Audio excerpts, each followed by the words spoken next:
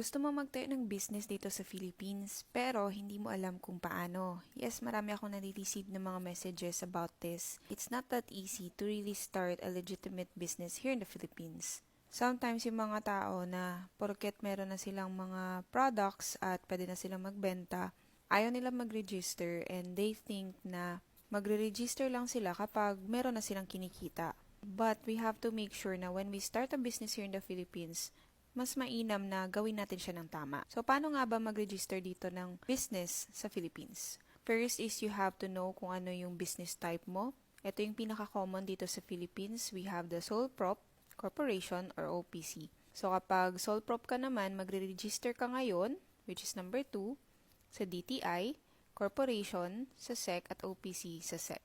Now, for number 3, once nakapag-register ka na dito, pwede ka nang pumunta sa barangay to apply for barangay clearance and you have to bring all those papers na meron ka, your valid ID, and of course, isa sa mga importante talaga is yung list of contract. So maraming mga tao na dito palang nagkakamali na sila. Bakit? Kasi minsan nagrerenta sila ng mga lugar na kung saan ay hindi naman pala legit. So you wanna make sure na kung saan ka magre-rent, meron din silang mga legal papers para magagamit mo ito para mag-apply ka ng pang-apat, which is yung mayor's permit.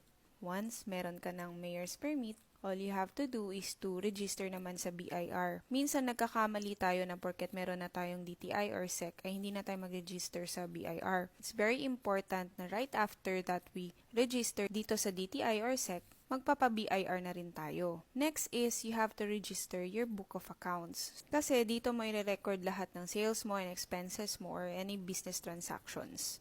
Next naman ay magpapagawa ka ng official receipt mo or yung tinatawag natin ngayon na sales invoice. Then, of course, etong number 8 naman, if needed, kailangan mo ng ibang permits. So, for example, like dito sa business na meron ako, so like meron kaming business na which is importer kami ng pistachio cream. This is our own brand. So, ang ginawa namin para legally na mapadala namin to dito sa Pilipinas kasi sa labas namin pinagawa, ang kinailangan namin ay LTO, license to operate, at saka yung FDA. The next nun is yung BOC and yung CPR or Certificate of Product Registration. Once you have all those permits, if needed, kailangan mo naman ayusin yung SSS, PhilHealth, Pag-ibig, or other employees' benefits. Required ba yun? Yes, definitely it's a requirement.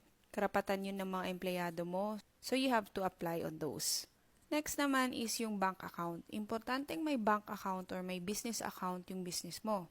And napakagandang way din ito para soon, after 6 months or 1 year, once the bank sees that you have a good record, malaki ang possibility that they will offer you loans. So, napaka-importante nito because back then when I started my business, I didn't have this and lahat ng pera pumapasok sa personal account ko which I cannot use dun sa business ko because wala nga akong business account.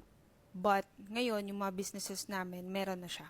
Number 10 naman, hindi porket na nagawa mo na to lahat ay hindi ka na magiging compliant. Siyempre, pinagpaguran mo na to lahat, might as well you have to be compliant dun sa negosyo mo. Dapat maayos yung pag-file mo sa BIR, renewal of permits, and yung mga benefits ng mga employees mo at marami pang iba. These are just the basic. Again, if you want to start a business here in the Philippines, do it right by following these steps. Yun lang.